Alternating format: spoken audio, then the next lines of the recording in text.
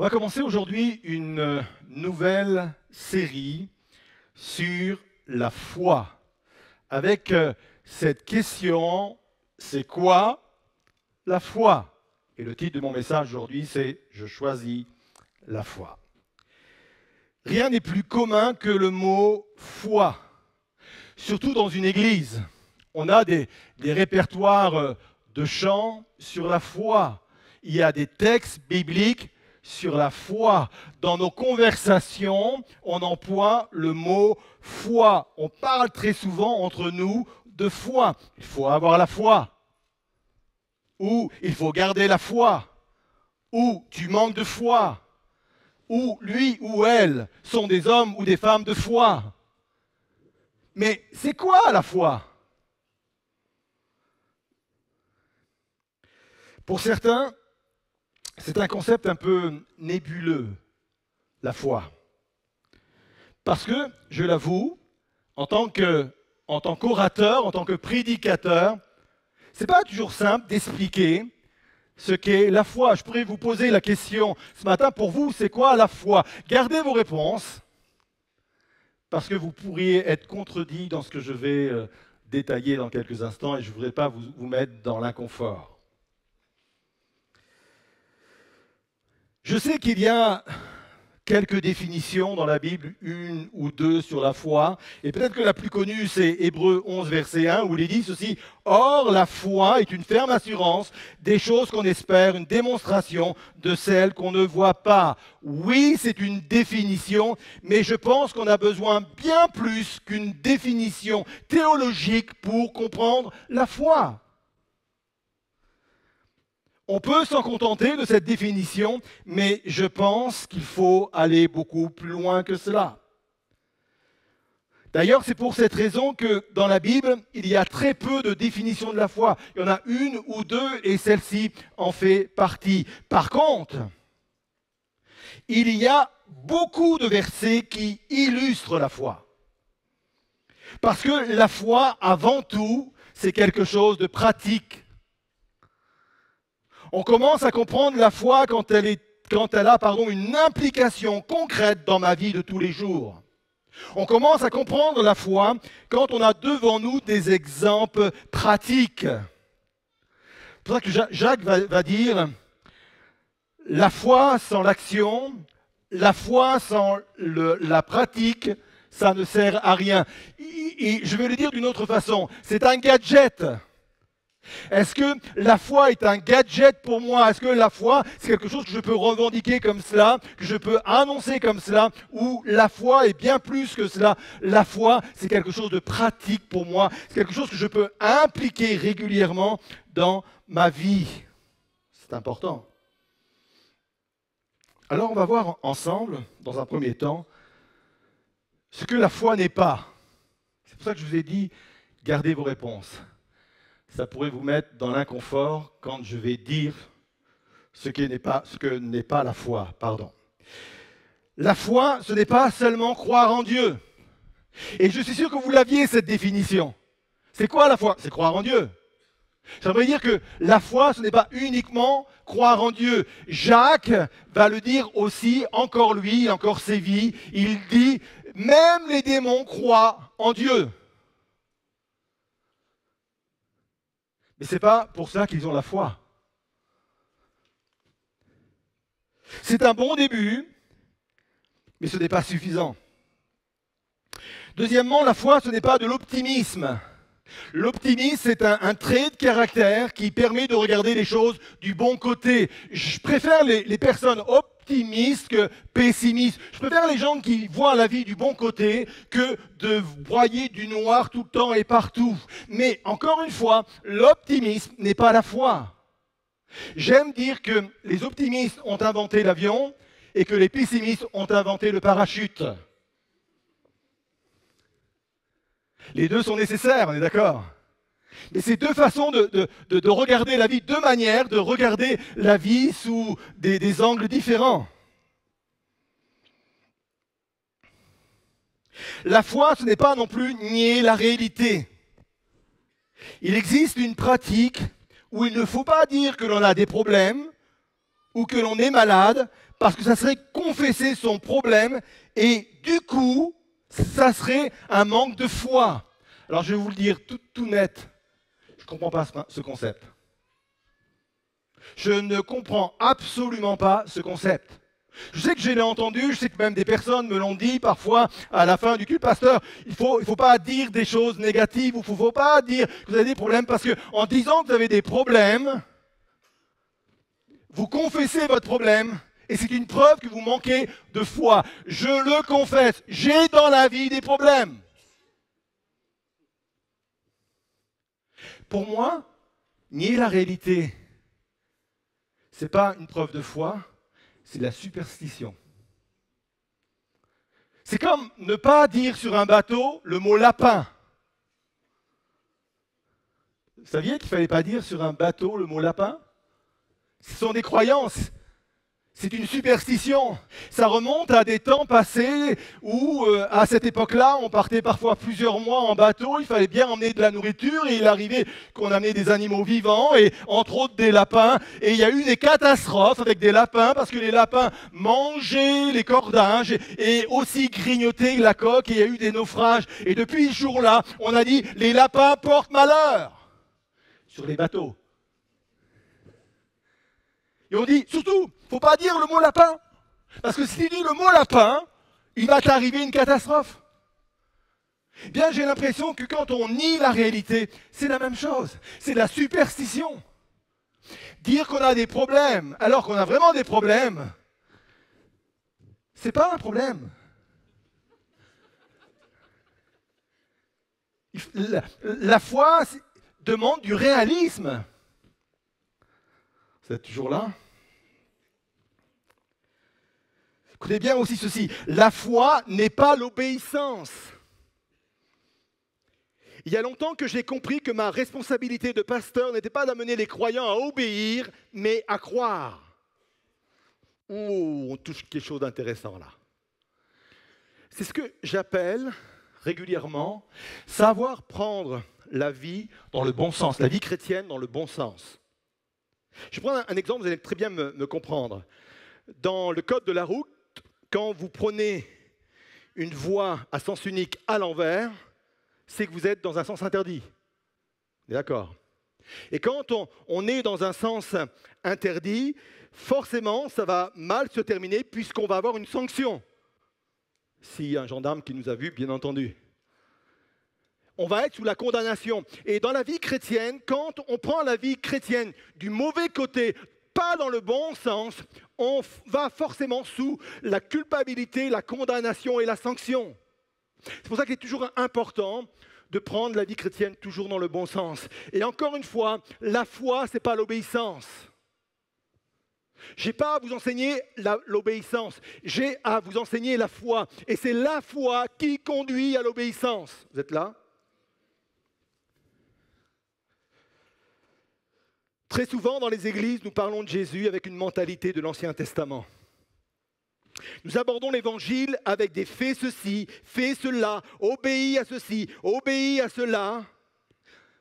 Ça, ce n'est pas le christianisme du Nouveau Testament. La foi conduit à l'obéissance, mais jamais l'inverse. Celui qui obéit ne va pas devenir un bon croyant. Mais celui qui commence par la foi va devenir un bon disciple, quelqu'un qui obéit. Vous êtes là? Je ne suis pas en train de jouer sur les mots, c'est très important. Quelle est donc ma première définition de la foi? Elle est très simple. La foi, c'est faire confiance à Dieu. Oh, pasteur, je m'attendais à quelque chose d'autre de vous quand même. On a l'habitude quand même dans vos prédications, mais là, franchement, vous manquez de niveau. On aurait aimé une définition compliquée, un peu théologique, comme je le disais en préambule. Mais là, vous réduisez uniquement la foi à faire confiance à Dieu. Oui, la foi, c'est faire confiance en Dieu. Ça vous embête parce que les enfants sont capables aussi de comprendre. Hein? Vous auriez aimé être les privilégiés à comprendre uniquement parce que vous avez fait, et nous avons fait des études. Non, la foi, c'est faire confiance. Plusieurs fois par jour ou par semaine, je vais me retrouver devant ce choix. D'où mon titre, je choisis la foi. Devant ce choix, je fais confiance ou je ne fais pas confiance à Dieu? En allant à l'école, ce choix va se présenter à moi. Je fais confiance à Dieu ou pas dans cette journée? En allant au travail, en gérant ma famille, en prenant des décisions, je fais confiance ou je ne fais pas confiance à Dieu? Tout se résume autour de cela. La foi, ce n'est pas uniquement pour la vie éternelle. La foi, c'est pour la vie temporelle. Romains 1, verset 17 dit ceci, comme il est dit dans l'Écriture, le juste vivra par la foi. Dieu ne nous a pas sauvés uniquement pour nous donner rendez-vous au ciel. Je t'ai sauvé, je te laisse tranquille maintenant, rendez-vous au ciel. Jésus nous a sauvés pour que nous vivions ici-bas dans la foi et par la foi. Le juste vivra ici-bas par la foi. Alors, tout l'enjeu maintenant, c'est d'apprendre à faire confiance à Dieu. Et encore une fois, ça s'apprend. C'est pour ça qu'on appelle parfois cela l'école de la foi. Et ce n'est pas grave si aujourd'hui vous n'avez pas beaucoup de foi. Quelqu'un qui arrive en CP, on ne va pas lui demander de faire des exercices pour ceux et celles qui sont déjà en 6e ou en 5e. La foi est une école. La foi est un apprentissage. La foi s'apprend. Et je voudrais voir maintenant 3 choses à savoir sur la foi pour nous aider à grandir dans celle-ci. 3. Ça vous étonne? 3. On y va? 1. Oser interroger sa foi. En d'autres termes, autorisez-vous à douter. Ah là là, franchement, encore plus déçu, pasteur. Déjà, vous nous donnez une définition simpliste de ce qu'est la foi, et en plus, vous nous encouragez à douter. Je vais même ajouter ceci. Il est extrêmement important de pouvoir émettre ses doutes en toute sécurité. Sans crainte d'être jugé, d'être considéré comme un mauvais chrétien. Il faut que dans l'église ELM, il y ait la culture du doute. Ah, je sens que... Gardez vos pierres. Je n'ai pas envie de me faire lapider tout de suite. Il y a une différence entre doute et incrédulité. Je vais mettre cette définition, c'est Oswald Guinness qui a écrit un livre qui s'intitule « Au-delà du doute ». Et il écrit ceci, « L'incrédulité désigne une fermeture d'esprit vis-à-vis de Dieu, une attitude intérieure de désobéissance et de défiance vis-à-vis de la vérité. Ainsi, l'incrédulité résulte d'un choix arrêté, d'un refus délibéré de croire ou d'une volonté consciente de désobéir, et c'est pour cette raison qu'elle est condamnable. » Voilà ce qu'est l'incrédulité. Et j'aime la définition du doute que donne une personne. Elle dit, le doute, c'est la foi qui cherche à comprendre. C'est pour cela, oser douter. Le doute, c'est la foi qui cherche à comprendre. Et le doute, s'il est sincère, ne nous éloignera jamais de Dieu, mais bien au contraire, il nous rapprochera de lui et il nous fera grandir. C'est le cas de Thomas. Thomas, il a essayé de comprendre. Quand il a dit à ses camarades, oh, moi je crois à partir du moment où je vais pouvoir toucher du doigt. Et toucher du doigt, c'était comprendre. Comment Jésus que j'ai vu sur la croix qui allait mourir, comment ce Jésus-là qui a été mis dans le tombeau, comment ce Jésus-là, il est vraiment vivant aujourd'hui? Moi j'ai besoin de comprendre. Et quand Jésus s'est présenté à Thomas, pas de reproche, il a dit viens, tu veux comprendre? Viens.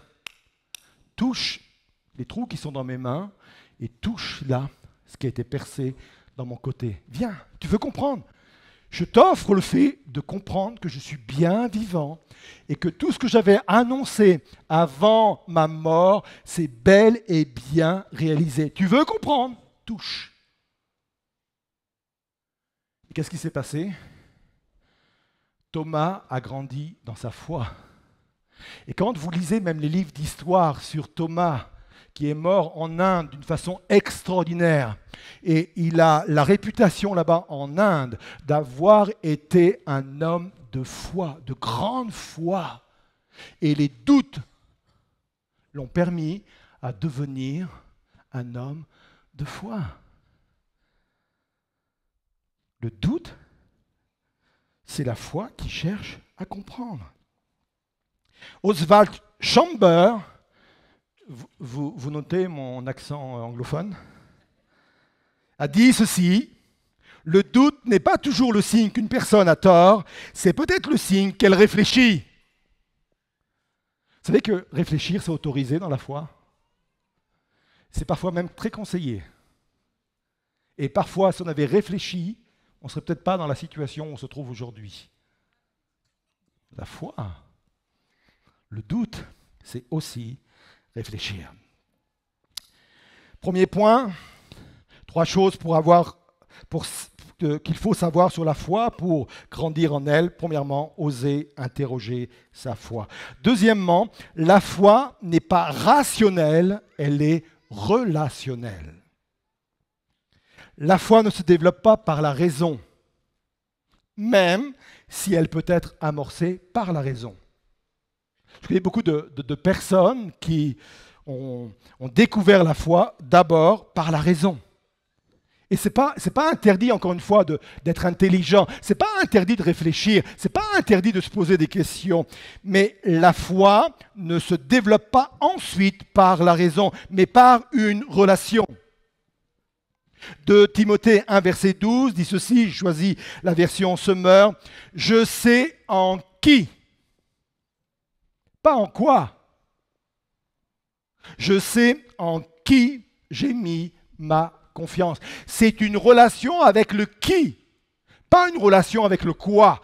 C'est une relation avec le qui. Je sais en qui j'ai mis ma confiance. Et parce que je connais celui en qui j'ai mis ma confiance, j'ai la ferme conviction qu'il est assez puissant pour garder tout ce qu'il m'a confié jusqu'au jour du jugement. La foi n'est pas rationnelle, mais la foi est relationnelle. Plus je vais connaître Jésus par une relation vivante, plus ma foi va grandir. Connaître Jésus, non seulement au travers de sa personne et de sa présence, mais également au travers de sa parole. On connaît une personne par sa présence, mais on connaît une personne également par sa parole. Hébreux 12, 2 dit ceci: « Gardons les yeux fixés sur Jésus, qui nous a ouvert le chemin de la foi et qui la porte à la perfection. » Ça veut dire que Jésus, par sa mort et sa résurrection, nous autorise à emprunter un chemin de foi.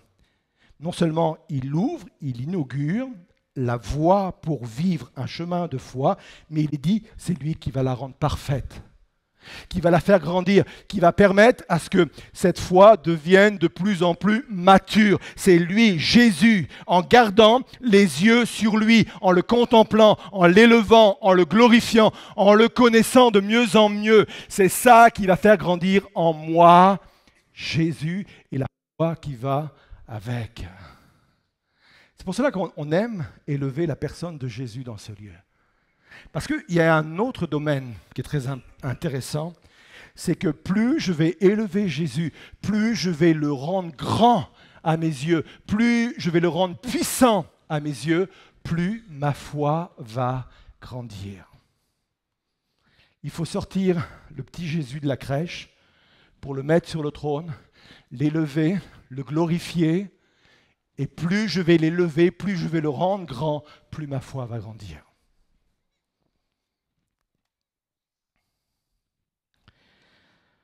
James Packer a écrit dans un livre qu'il a intitulé « Connaître Dieu », il a dit ceci, je n'ai pas donné la référence, « Nous sommes des chrétiens pygmées parce que nous servons un Dieu pygmée. Oui, notre Dieu est grand, mais l'image que je peux en faire peut être l'image d'un Dieu pygmée. Oui, Jésus est grand, mais si je ne prends pas l'habitude de l'élever et de le rendre grand à mes yeux, j'aurai une foi qui sera à la hauteur de ma compréhension de Jésus, de ma représentation de Jésus. Plus il sera grand dans mon esprit, plus ma foi va grandir avec lui. C'était déjà le cas dans l'Ancien Testament pour l'Éternel. Vous savez que parmi les lectures obligatoires pendant le Shabbat, donc Shabbat c'est une fois par semaine, il y avait plusieurs lectures dont le psaume 145. Il fallait qu'il lise ce psaume le matin et aussi le soir. Et le psaume 45, vous pourrez le lire chez vous, mais juste un passage, le verset 3 à 6. Il est dit « L'Éternel est grand et très digne de louange. Sa grandeur est insondable. Que chaque génération dise à celle qui la suit combien tes œuvres sont belles, qu'elle publie tes exploits, toujours la grandeur de Dieu, l'éclat et la gloire de ta majesté. Pour moi, je méditerai le récit de tes prodiges, qu'elle parle de ta force redoutable, et moi, je proclamerai tes hauts faits. » Toutes les semaines, le matin et le soir, il fallait élever comme cela la personne de Dieu au travers de ce psaume, et cela pour que les hommes et les femmes puissent croire davantage en Dieu, une foi beaucoup plus grande. Il devait faire ça tous les sabbats ou shabbats. Et je pense que c'est la raison pour laquelle Jésus a souvent fait des miracles le jour de Shabbat. Et vous savez, le don d'énerver les religieux, vous vous souvenez, hein? Ça a créé quelques polémiques dans le Nouveau Testament. Et Jésus, je pense qu'il le faisait volontairement. Parce que lui, il savait que le matin, ils avaient lu le psaume 145, ils avaient lu la grandeur de Dieu, ils avaient lu le fait de proclamer les exploits que Dieu avait pu faire. Et Jésus disait, vous avez lu ça ce matin, moi je vous prouve que cette puissance, elle se réalise ici, elle se réalise là. Et ils étaient aveuglés, incapables de voir, de faire un lien entre le psaume 145 qu'ils avaient lu le matin et les exploits de Jésus pendant cette même journée. Plus je vais élever Jésus, plus ma foi va grandir. C'est pour cela que nous voulons être cette Église christocentrique qui est fixée sur la personne de Jésus. 3 choses à savoir sur la foi qui nous aidera à grandir. 1, oser l'interroger. 2, la foi n'est pas rationnelle mais relationnelle. Et 3, commencer petit.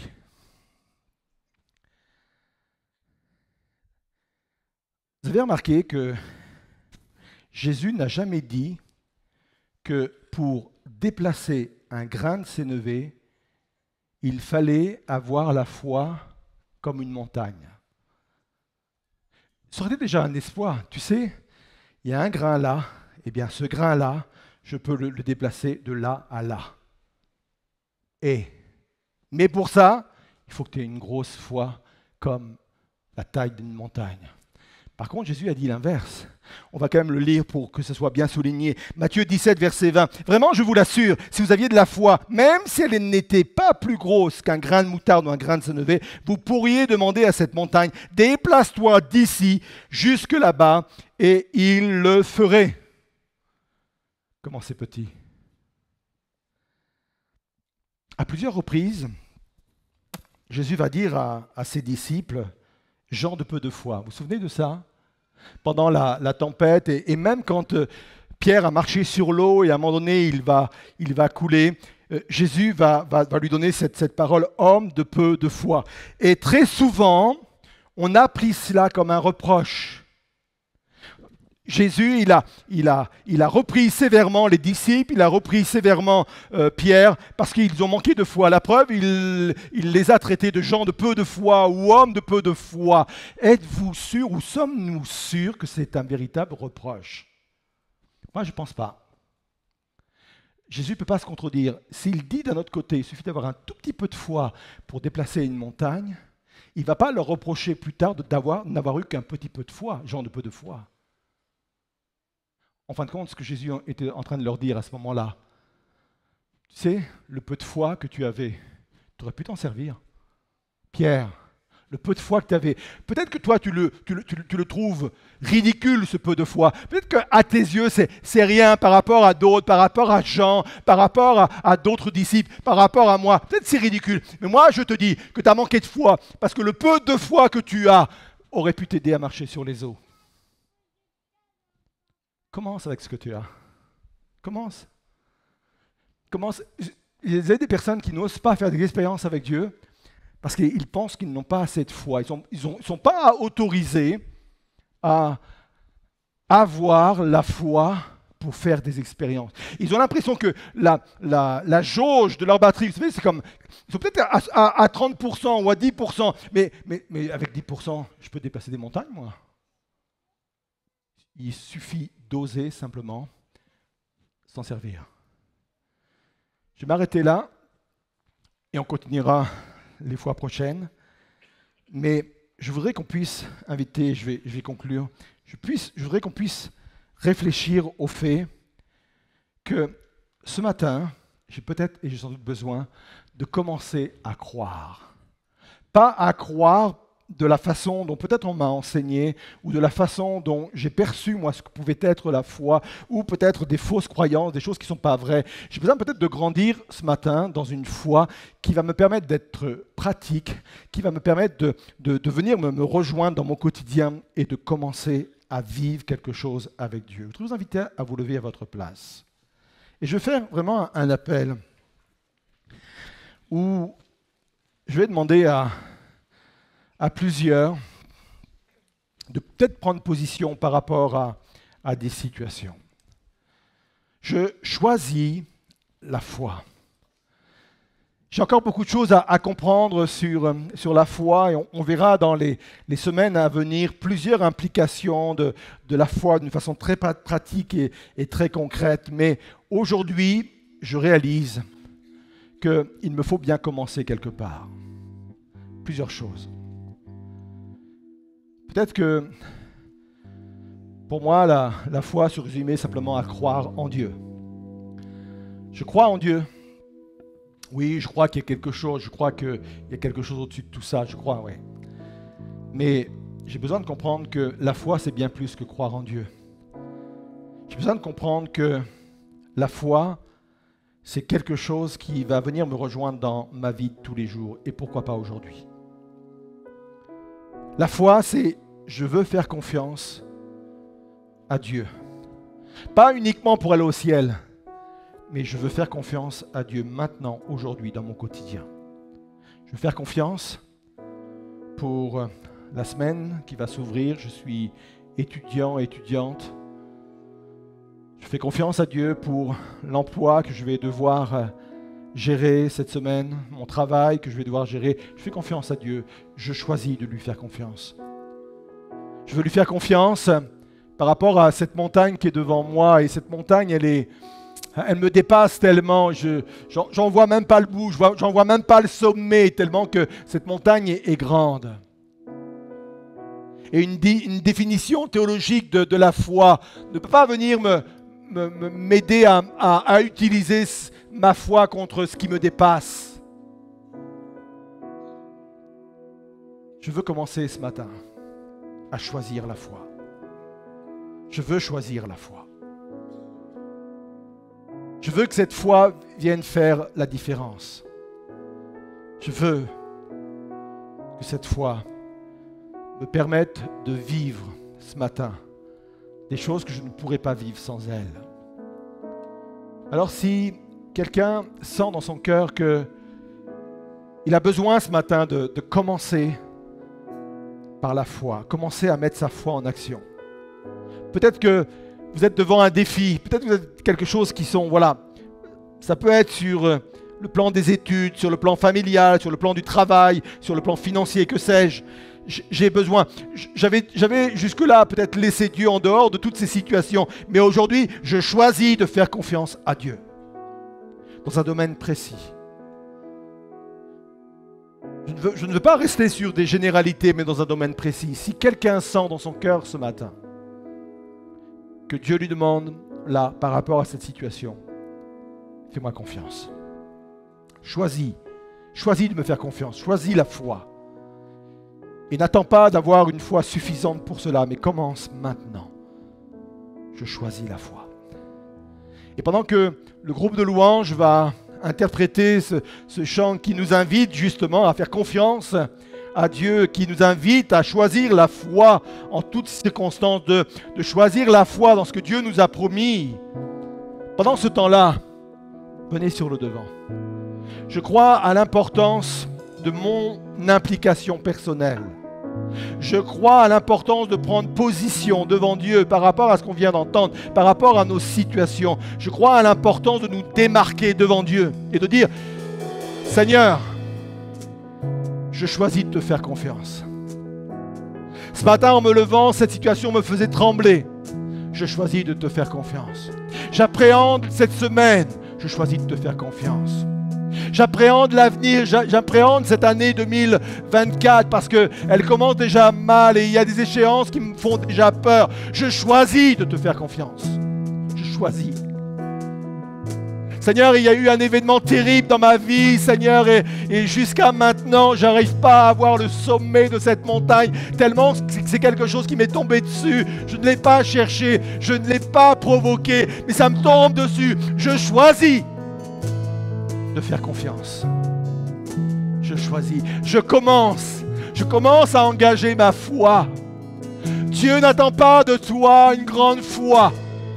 Il attend de toi un peu de foi. Juste un peu de foi. Juste dire. Et des fois, ça commence par une petite proclamation. Juste dire. Je choisis de te faire confiance.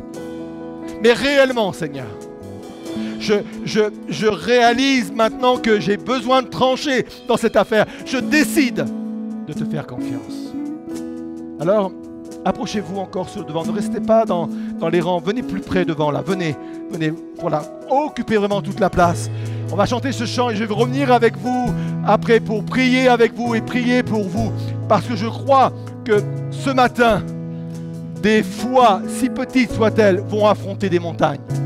Je crois que des petites foi vont faire trembler et déplacer des montagnes. Dieu attend un engagement de votre foi maintenant. Merci Seigneur pour ce que tu proclames.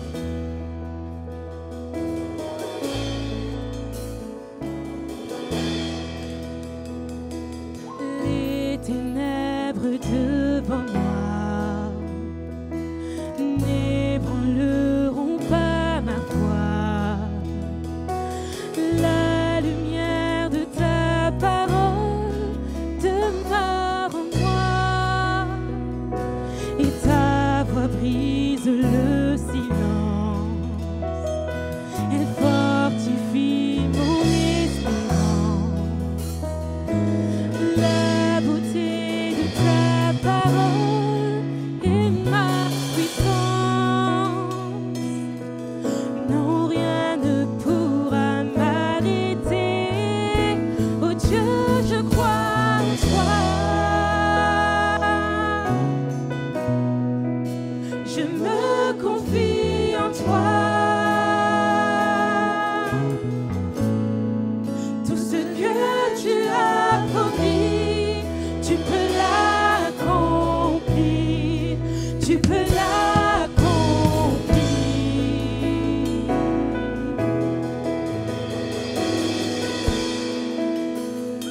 On déclare ensemble, j'entrerai dans ses promesses et j'entrerai dans ses promesses.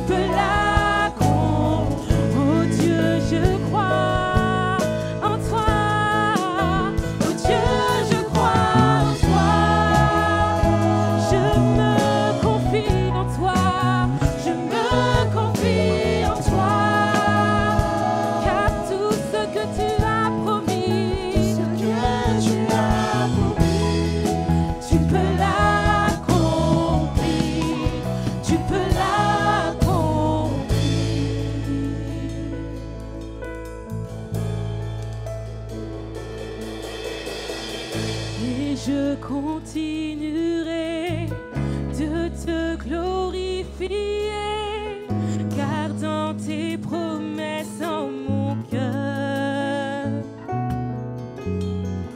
Oui, je continuerai sans fin de t'élever.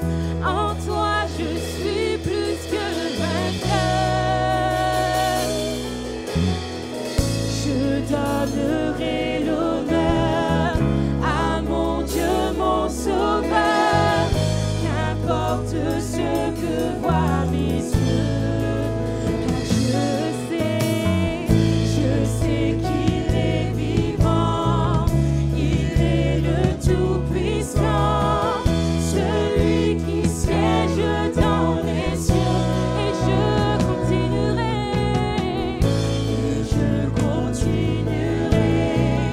de te glorifier, gardant tes promesses en mon cœur. Oui, je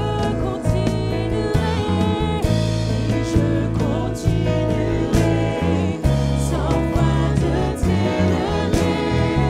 En toi, je suis plus que vainqueur. Et je donnerai l'honneur à mon Dieu, mon Sauveur, qu'importe ce que voient mes yeux, car je sais, oui, je sais qu'il est vivant, tout-puissant, celui qui siège dans les cieux. Oh Dieu, je crois en toi. Je me confie en toi, car tout ce que tu as promis, tu vas l'accomplir.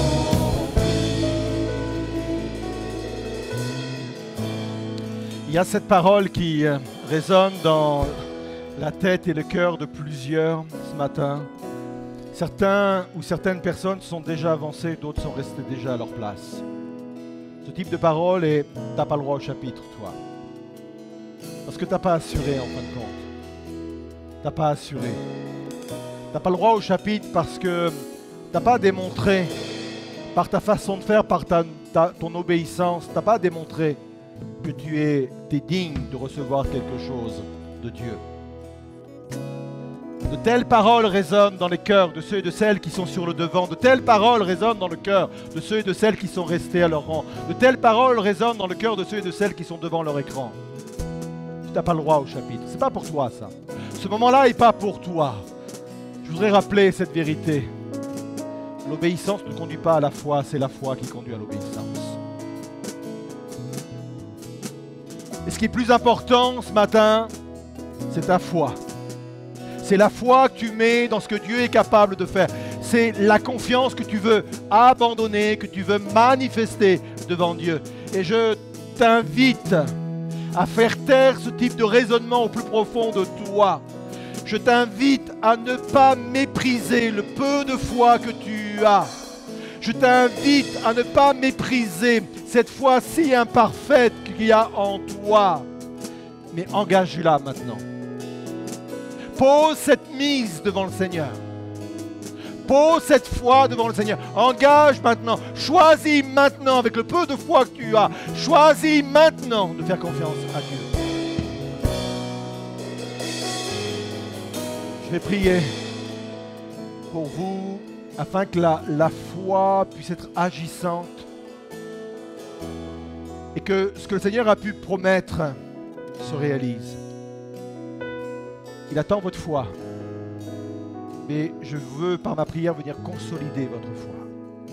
Si deux s'accordent, dit la Bible, je m'accorde à votre foi. Ma foi vient soutenir la vôtre, mais la vôtre est nécessaire, si petite soit-elle. Seigneur Jésus, je prie de venir là, dans les cœurs et dans les vies de tous ceux et toutes celles qui sont sur le devant, Seigneur.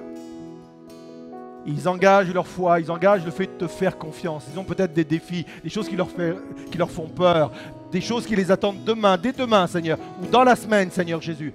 Viens fortifier leur foi, Seigneur. Tu ne méprises pas le peu de foi qu'il y a peut-être dans le cœur de certaines personnes. Tu ne le méprises pas, ce peu de foi, Seigneur.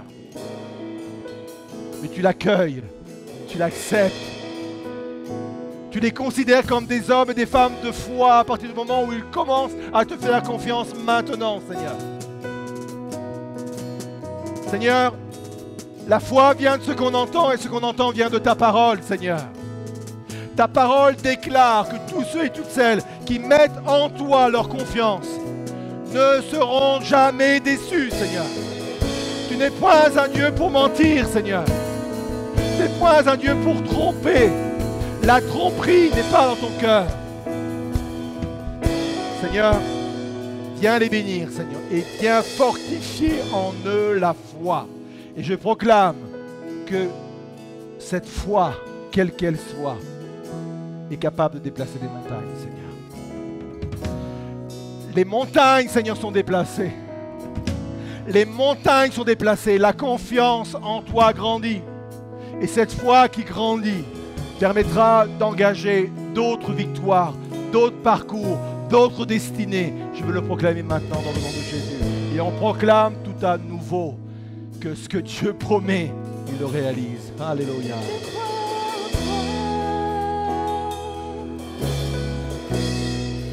Je me confie en toi. Confiance. Tout ce que tu as